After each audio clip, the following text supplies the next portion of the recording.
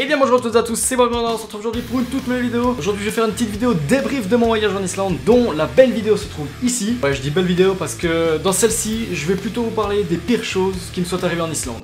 Jingle.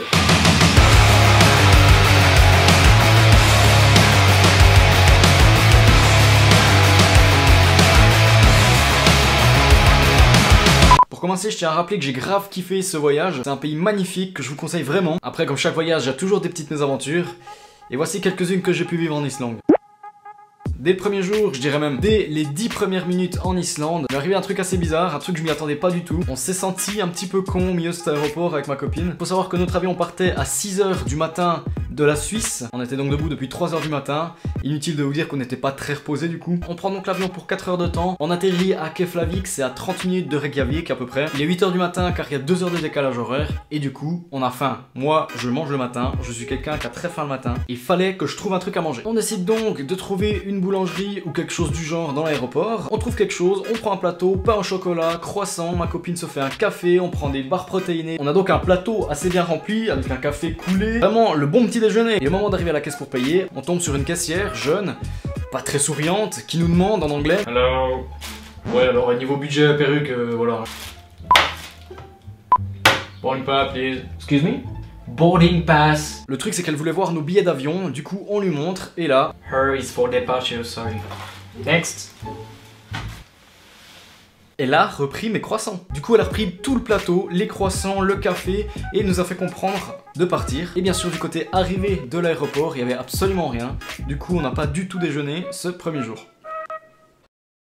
Le deuxième jour, on prend la route en partant de Reykjavik pour traverser le Cercle d'Or. Je vous rappelle, c'est une région où on trouve les 3 lieux les plus touristiques de l'Islande. Et il y a donc des touristes. C'est notre premier arrêt pour admirer le paysage et faire quelques plans pour la vidéo. On est tombé sur un groupe de touristes qui n'avaient pas vu le trou au milieu du parking. Quand je dis trou, c'est genre un trou quoi, tu sais, tu peux mettre 5 voitures dedans. Et qui étaient donc bloqués dans la neige, mais genre bloqués, les roues on les voyait presque plus. Hein. Il y avait 3 voitures complètement bloquées, impossible de les enlever. Il y avait beaucoup de gens qui essayaient de pousser les voitures, mais impossible, ils ont donc dû appeler une dépanneuse. D'ailleurs sur la photo là il y a le dépanneur qui était en train de les retirer. À ce moment là, en tant que conducteur, tu te dis va quand même falloir se gaffer pendant ces 5 jours. Enfin, ça peut quand même vite dégénérer. Alors t'as des numéros de secours que tu peux appeler si t'es bloqué ou si tu fais un accident. Mais tout dépend où tu te trouves, tu préfères quand même rouler tranquille et te dire on a le temps quoi, hein, on va pas se stresser. Voilà, du coup après j'essaie de me rassurer, je me dis ouais on va faire attention, on va prendre notre temps et tout. Du coup on reprend la route et 10 minutes après, qu'est-ce qu'on voit? Non, pas une voiture bloquée dans la neige, on a déjà vu 3, c'est trop banal ça. Une voiture retournée sur le toit,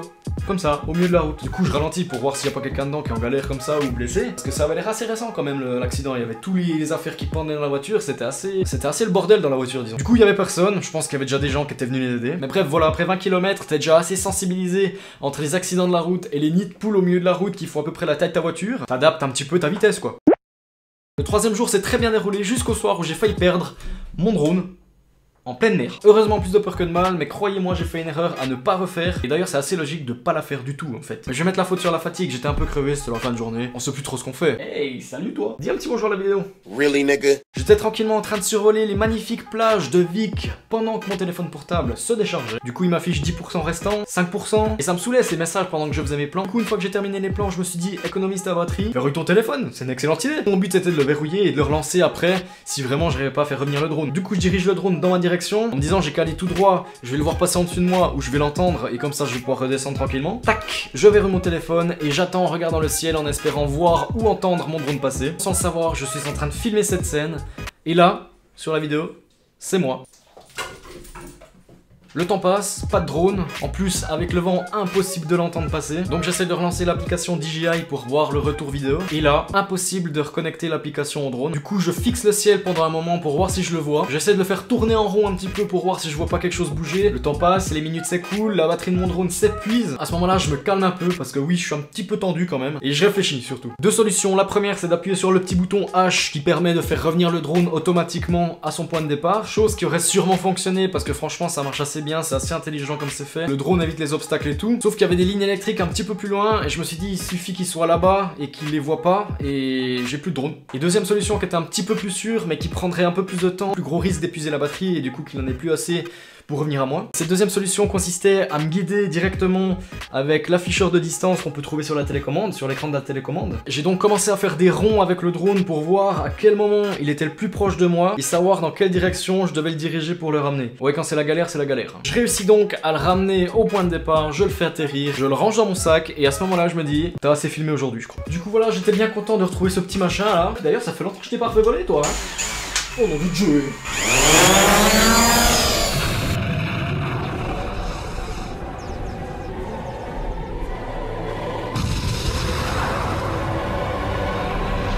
Pour terminer, je vais vous parler du 4e jour. J'ai 3 petites anecdotes sympathiques à vous raconter. La première, c'est cette scène. Une scène hyper stylée qui était une idée de ma copine en début de vacances. Elle a vite regretté d'ailleurs cette idée. Le truc c'est qu'elle était par la fenêtre en train de me filmer à 60 km/h sur la route. Parce que oui, je voulais pas faire chier tout le monde derrière. Et qu'elle se prenait tout le vent dans la gueule. Le truc qui a dû l'énerver un petit peu peut-être, c'était le fait que je lui demande de recommencer la scène plusieurs fois. Parce que bien sûr c'est assez dur d'être stable et je lui ai expliqué au fur et à mesure aussi ce que je voulais. Au final cette scène, je me sentais quand même un petit peu obligé de la mettre au montage. Même si... non, je déconne, elle était méga stylée. Un peu plus tard dans la journée, nous sommes à Jocul-Sarlon. C'est l'endroit où il faisait le plus froid durant nos 5 jours. Par contre, c'est franchement l'endroit que j'ai le plus aimé. Du coup, j'ai fait un maximum de plans. J'avais des gants, mais pour des questions pratiques, je les ai pas mis. J'avais carrément ma peau qui séchait à vue d'œil. Je faisais mes plans, j'étais avec ma télécommande de drone comme ça, là. Et je voyais mes doigts qui craquaient au fur et à mesure que je filmais. C'était assez désagréable, mais ça valait la peine. Pour terminer, sans doute la meilleure anecdote, c'était le dernier soir qu'on dormait, donc également notre dernière chance de voir des aurores boréales. On s'est inscrit en arrivant à l'hôtel sur une liste pour que les gens de l'hôtel viennent nous réveiller s'il y avait des aurores boréales visibles. On a quand même passé toute la soirée au bord de la fenêtre pour admirer le ciel. Il est minuit passé, un petit peu déçu d'avoir rien vu, on décide d'aller se coucher. Et là, au moment de se poser dans le lit, vraiment, j'avais la couverture en main, j'étais prêt à mettre les pieds sous la couverture. J'entends la porte frapper. Et ma réaction était incontrôlable, hein, vraiment. J'ai regardé ma copine et j'étais là. Oh putain! J'ai sprinté vers la porte pour m'assurer que c'était bien le gars de l'hôtel. J'ouvre la porte, je regarde pour voir s'il y a quelqu'un. Personne. J'essaie un petit peu de m'aventurer pour voir s'il y a quelqu'un et là... Le gars de l'hôtel, de mon anglais si bien parlé, je lui demande Is Aurora Boreal? Et le gars super sympa, il me fait Yeah, come on. Le seul détail que j'avais oublié à ce moment-là, c'est qu'en fait 10 secondes avant, j'étais en train de me coucher. Et du coup, j'étais en slip, dans les couloirs de l'hôtel, devant un mec barbu qui me disait en plus de venir voir quoi. Au final, je me suis habillé, on a couru dehors pour voir ça. Et c'est grâce à ce monsieur qu'on a pu en voir le dernier soir. Donc voilà, je m'excuse pour cette situation peut-être un petit peu gênante auprès de ce monsieur. Voilà, on arrive à la fin de cette vidéo. J'avais encore plein de trucs à vous dire et c'est pour ça que j'ai fait cette vidéo. Je me voyais mal en 2 méga plans vous dire que je m'étais retrouvé en slip devant un Islandais en pleine nuit. Merci à vous d'avoir regardé, si ça vous a plu, laissez un petit like, ça fait plaisir. Abonnez-vous si vous l'êtes pas encore et n'hésitez pas à voir ou revoir ma vidéo sur l'Islande, c'était une grosse vidéo que j'ai beaucoup travaillé. On se retrouve très bientôt pour une prochaine vidéo, c'était Marokuda, à la prochaine, ciao tout le monde.